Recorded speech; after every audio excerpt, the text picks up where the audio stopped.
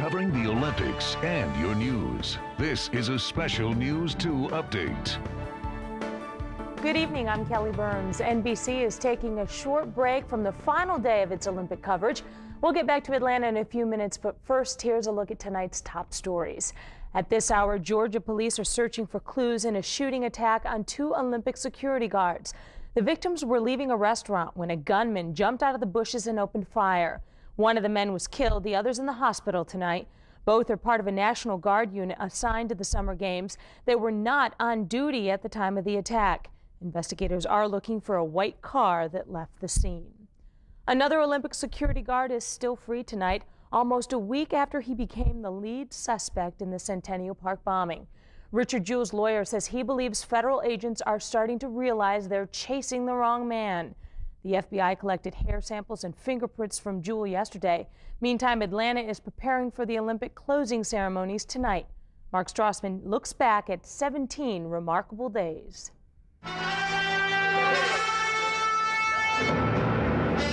Atlanta's games began as they end, thoroughly American, in spirit, in success, in excess.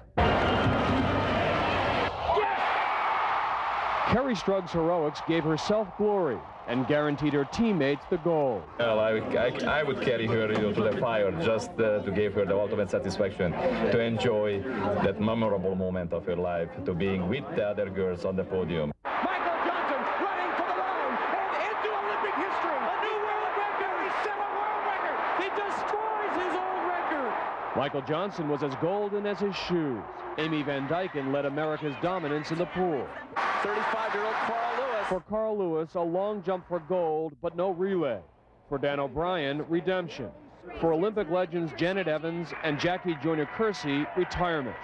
Kurt Angle wept in triumph.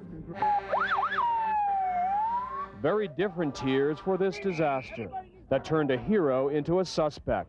But the park reopened, the spirit returned, in the gifted few competing and the enchanted billions cheering around the world.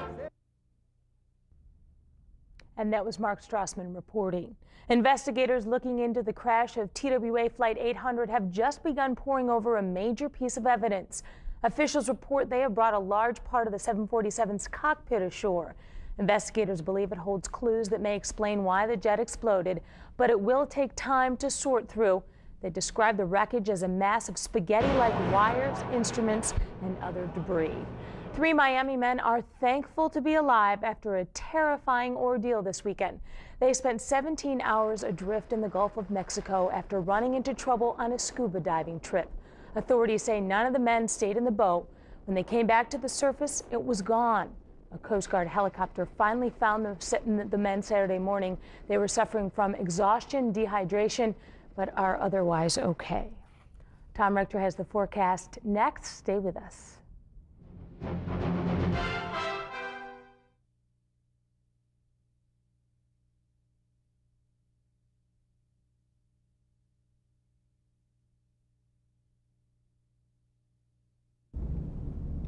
Good evening and welcome back. I'm meteorologist Tom Rector. After a week or so of very dry weather, we're certainly making up for it this month. Naples today with a 5-inch rainfall after several days of locally heavy rains. Tropically speaking, things are relatively quiet down in the waters of the Caribbean.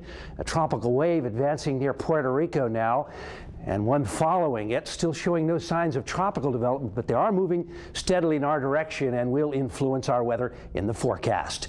Here's the way we look for the boaters. Once again, generally light winds, although a southeasterly 10 to 15 scheduled for Monday. This evening, cloudy, scattered thunderstorms just about over with. Skies will clear overnight, temperatures dropping into the 70s. Very humid to start your Monday morning with sunshine early in the day, then turning cloudy later on as we get up into the low and middle 90s, and once again another round of thunderstorms in the area. In just a few hours, the 1996 Summer Olympics will be history, Kelly. And just seeing them firsthand is an unforgettable experience. News 2's Dream Team has been bringing you a slice of life from the Summer Olympic Games for the past 3 weeks.